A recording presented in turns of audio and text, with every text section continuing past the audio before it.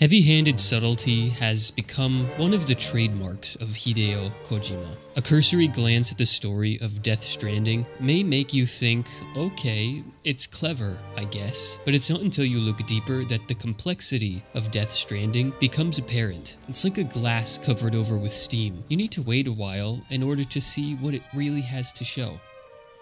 Well, that's what Death Stranding is kind of like. It's weird and yet wonderful, aggravating and yet addicting. And if you tell anyone that Death Stranding is basically just a mailman delivery simulator, you're bound to turn them off, although the description doesn't do it justice. Fetch quests have become a staple part of nearly every video game genre, but how many of you have started to wonder just how exactly your favorite characters manage to run around these vast worlds, carrying whole truckloads of equipment, armor, items, maps, books, other deliveries, etc. It reminds me of Guybrush Threepwood's infamous expandable pants where he stores everything. But after playing Death Stranding recently, it comes as no surprise that Hideo Kojima might have wanted to poke fun at the ridiculousness of this concept, and at the same time, drawing our attention to the pervasiveness of fetch quests. Death Stranding takes this idea of the fetch quest and pushes it to its most extreme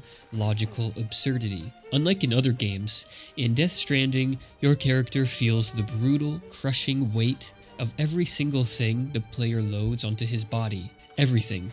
Even his boots take up space and add weight.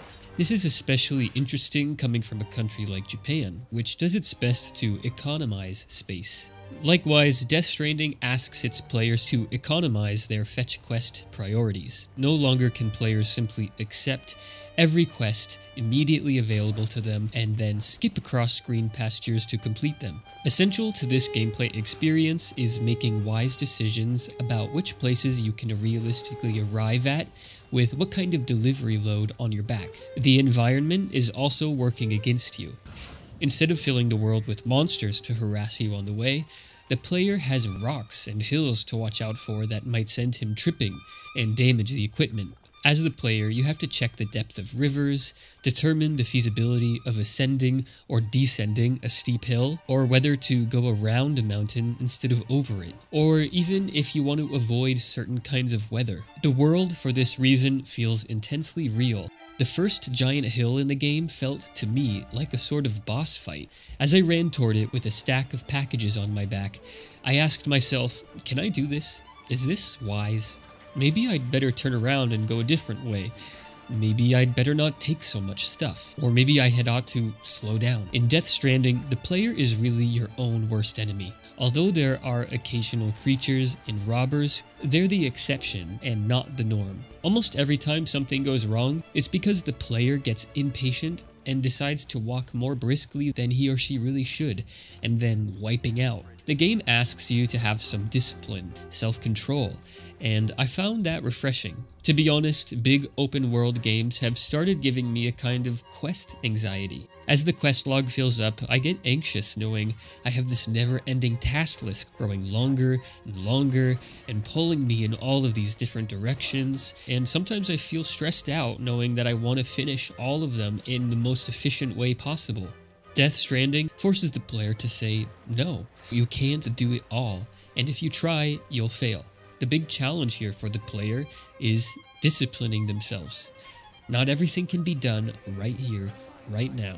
Sometimes things will have to wait. Sometimes you'll have to come back a second time, make a return trip. Some things, dare I say it, will just need to be skipped, because they'll come at the cost of other missions. Delivery cases are also prone to disintegration in bad weather, meaning that if you've accepted too many jobs, and some of them get stuck waiting on your back, those deliveries may start to break down before you're able to deliver them. Countless times, I found myself in foolish situations of my own making because I had wanted to do too many things in one trip, like trying to grab a stolen package from an enemy camp while carrying a stack of packages on my back that were literally taller than myself. The game wants you to have some control over your decisions, making it a very unique experience among gaming, which is probably why it's so divisive, and understandably so. Some gamers may just want to relax and have mindless fun. Do we really need to think through the delivery logistics of time, terrain, weight, weather? I mean, is that fun? For some of us, it is, apparently. You have to pay attention at every moment as well. The player can't even absent-mindedly walk across a grassy field. Once when I was playing, my husband walked by the TV, and for a moment when I couldn't see my character, he tripped, damaging my packages. Naturally, my husband was a little underwhelmed after asking what happened, and I explained that my character had, well, fallen over. That being said, the game is mostly as easy or as hard as you want to make it. If you find it's getting too difficult, it's probably because of you. You are putting too much on your plate or your back at one time. You are the one who needs to take a breath, slow down, and sort out what needs to be done now or what can be done later and in what order. This all contributes to the realistic ridiculousness of this game. The vehicles sort of compromise this brutal reality, but they come as a welcome relief to an experience that may otherwise have been a little too realistic. Aside from the unique gameplay design, the concept is essentially interesting to me. Few games ever call our gaming habits into question. Death Stranding is one of the ones that does. It draws our attention to the way video game design has become obsessed with these huge worlds that the players can zip and glide through, taking on every task possible, trying to do it all, trying to 100% it. Consider how this criticism or satire of such video game design is reflected in the story of Death Stranding itself. In a post-apocalyptic America, the protagonist, Sam, is responsible for the deliveries between these burgeoning centers of community. Just like the weight of the packages on his back, the weight of the world is on Sam's shoulders, symbolized in the wobbling spire of deliveries that shoot up from his back.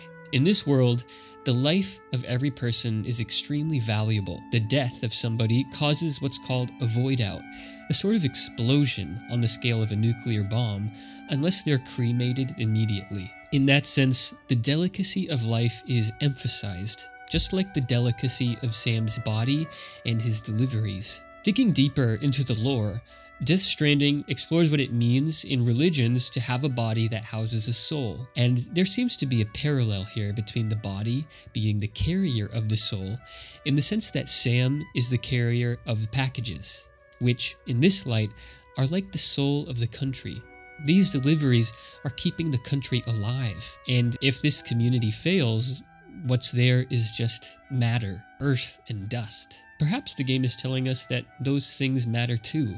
In religions, the soul is always given priority over the body. The body, however, is what carries us through life, and it's as much worthy of respect as the soul is. In religions, though, it's always the soul placed on a pedestal and not the body. And it speaks to this subversiveness of the gameplay design. Fetch quests are usually the meat of the game, the body, and the story is the soul, which gets priority. Here, however, the completion of quests, the meat or body of the game, is put in center.